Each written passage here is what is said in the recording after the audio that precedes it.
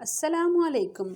ज़ंबील of talent पर आज हम आपके सामने जी बैंगन का कच्चा भुर्ता बना रहे हैं जो आजकल के सीज़न में बहुत इन है। तो उसके लिए हम जी बैंगन को ऑयल लगाकर उसके ऊपर हमने जी गैस वाले चूल्हे के ऊपर इसको भून लिया है। बिकॉज़ हमारे पास तंदूर तो अवेलेबल नहीं है, सो इसका मतलब ये नहीं है कि हम जी भुर्ता ही खाना छोड़ दें। सो इसलिए हमने इसे भून लिया है और उसके बाद इसकी स्किन उतार कर हमने इसे मैश कर लिया है।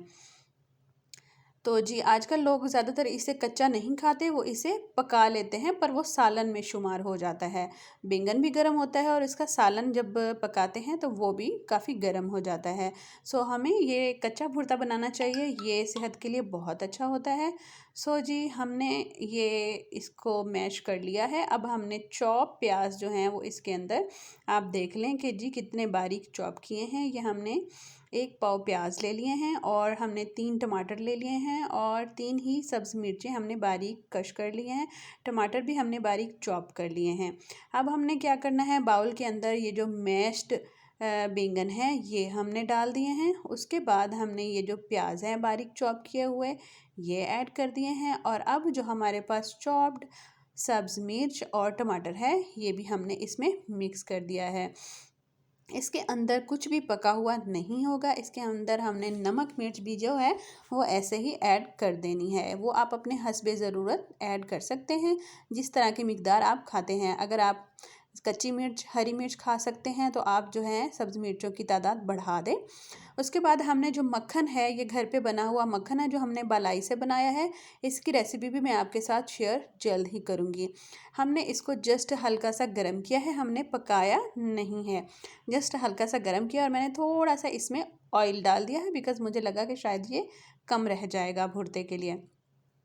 सो मैंने इसको थोड़ा सा गर्म किया है, मक्खन को सिर्फ पिघलाया है। ये देखें कि ये पिघल चुका है।